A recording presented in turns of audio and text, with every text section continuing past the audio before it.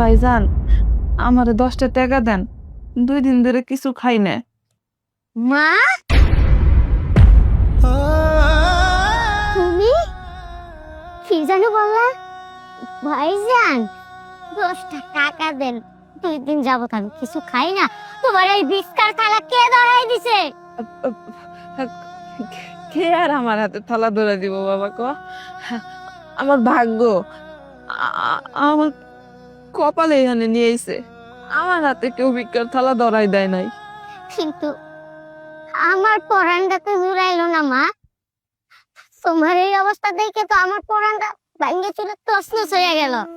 তুমি শুধু একবার বলো, তোমার হাতে এই ভিক্ষার থালা কে ধরাই দিছে, তারে আমি ছাড়বো না।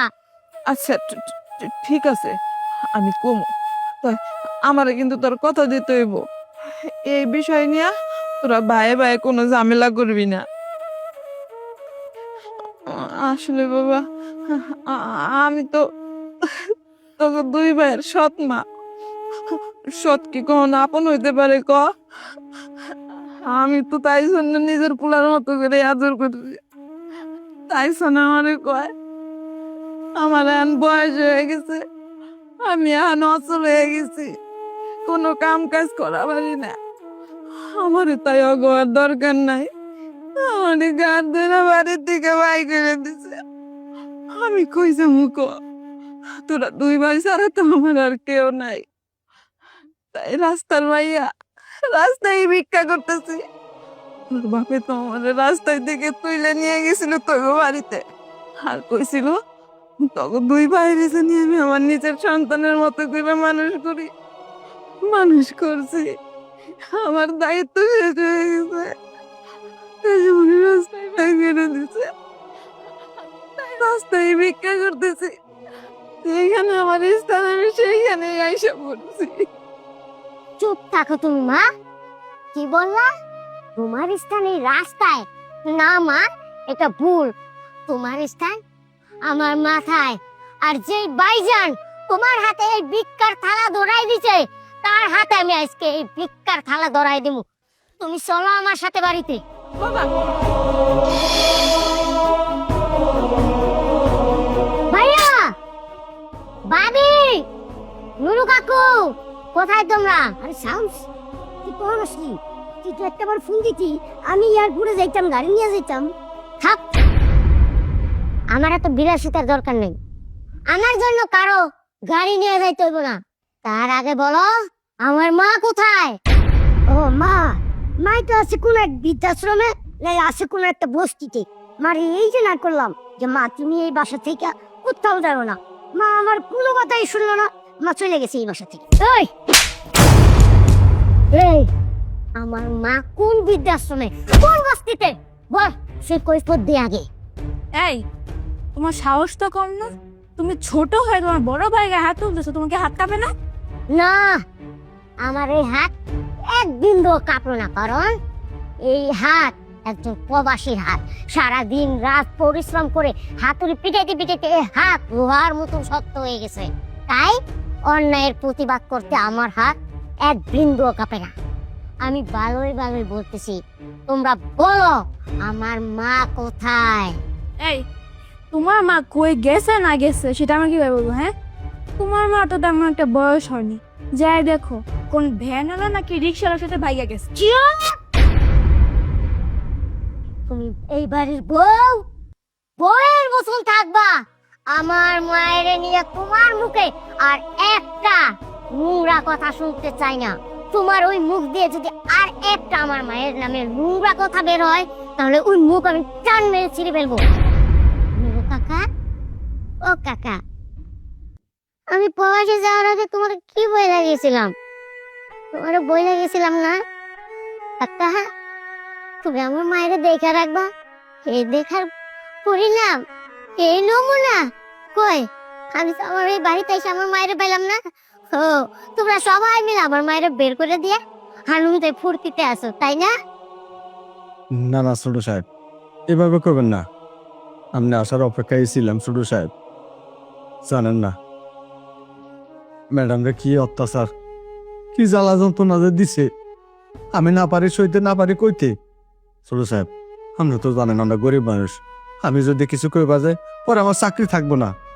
আপনি আইসেন, এটার উপযুক্ত বিচার করেন। আপনার ভাই আর ভাবি কর আপনার মান নাকি এখন আর প্রয়োজন নাই, সে নাকি অচল হয়ে গেছে। যতদিন প্রয়োজন ছিল অতদিন ব্যবহার করছে, এখন আর প্রয়োজন নাই, এখন বাইরে ফালাই দিয়েছে। থাক কাকা, তোমার আর কিছু বলতে হইব না, আমি যাবো যা বুঝে গেছি। ভাইজান, এখনো বলো আমার মা কোথায়? আরে মা কই আছে আমি কেমনে কমু? মা হয়তো আছে কোন রাস্তায় রাস্তায়, নাহলে কোন জায়গায় আছে আমি কইতে পারি না। হ্যাঁ, তোমরা বলতে পারো না, বলবা কেমনে? তোমরা তো তার খোঁজই রাখো না, কিন্তু আমি জানি আমার মা কোথায়। তোমরা দেখবা আমার মা কোথায়। দাঁড়াও, মা, মা,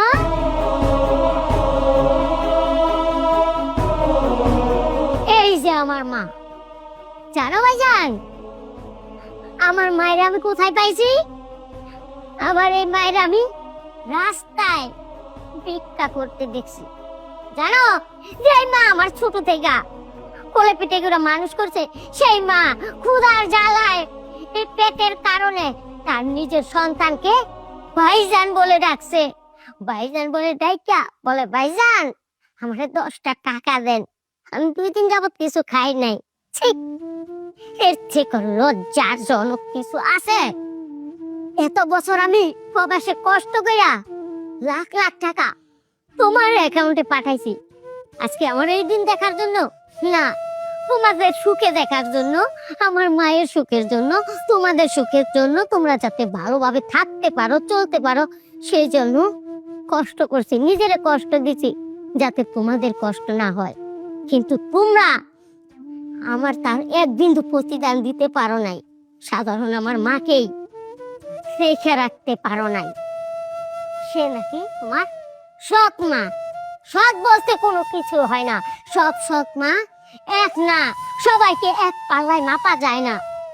আমার এই মা পেটের ক্ষুধার জ্বালায় রাস্তায় রাস্তায় বিক্রি করতেছে, আজকে আমাকে এই কাঁধে হাত রেখে বলতেছে, ভাইজান আমারে 10টা টাকা দেন, আমি 2 দিন যাবত কিছু খাই নাই। কেন আমার এই মা কেন 2 দিন না খেয়ে থাকবো, দিনের পর দিন না খেয়ে থাকবো? আমি তো প্রবাসে লাখ লাখ টাকা ইনকাম করে তোমার অ্যাকাউন্টে পাঠাইছি। কার জন্য? তোমাদের জন্য, আমার মায়ের জন্য। কি তোমরা কি প্রতিদান দিলা? এই প্রতিদান দিলা? যাই হোক, তুমি যখন আমার প্রতিদান দিতেই পারো নাই, এই বাড়িতে তোমার থাকার কোনো অধিকার নাই। তুমি এই মুহূর্তে তোমার বউকে নিয়ে এই বাড়ি থেকে বের হয়ে যাও। আর একটা কথা, আমার মা যে থালা নিয়ে ঝুলি নিয়ে ভিক্ষা করেছে, সেই ঝুলিটা তুমি সাথে নিয়ে যাও। না থাক, এইসবের আর দরকার নাই, কারণ আমার পাপের শাস্তি আমি পাইছি। এই বাড়ি ছেড়ে চলে গেলে আমার আর কিছুই থাকবো না, টাকা পয়সা অর্থ সম্পদ কিছুই থাকবো না। আমি তো এমনিতেই রাস্তার ফকির। ঠিক আছে, আমি এই বাড়ি ছেড়ে চলে যেতেছি। শোনো, দাঁড়া বাবা। শামস, বাবা তুই এটা কি করতেছস? তুই তোর নিজের বাইরে বাড়ি থেকে বের করে দিতেছস।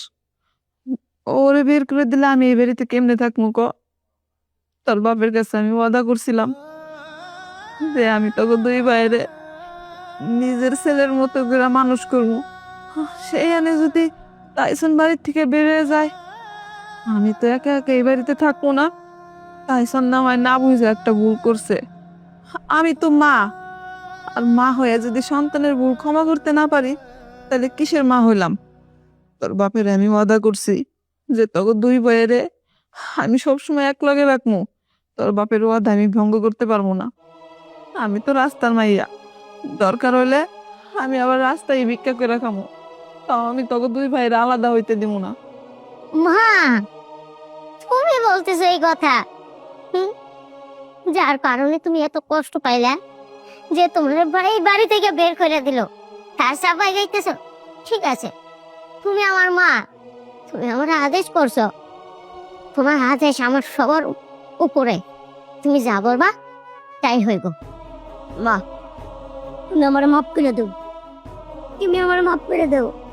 তুমি যদি আমার মাফ না করো, আমি আজকে তোমার পৌঁছানো না। বাবা কি করতেছস?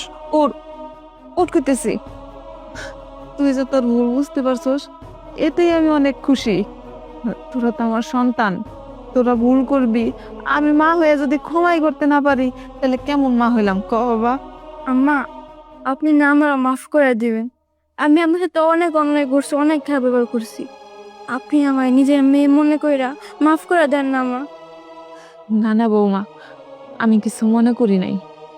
তোমরা যে তোমাকে ভুল বুঝতে পারছো, এতে আমি অনেক খুশি। আজকে তো আমার আনন্দের দিন। আমি আমার দুই ছেলে, ছেলের বউ সবাইরে নিয়ে এই বাড়িতে থাকবো। আমার চাইতে সুখী কি আর এই দুনিয়ায় কেউ আছে কও? আজকে খুশির দিন। ছোট সাহেব, বড় সাহেব, বেগম সাহেবা সবাই বাড়িতে আছেন। বোমা, আমি বড় বড় ইলিশ মাছ নেই, তুমি রানবা, আজকে সবাই মিলে খামু। ঠিক আছে আচ্ছা। আম্মা, এদিকে আস।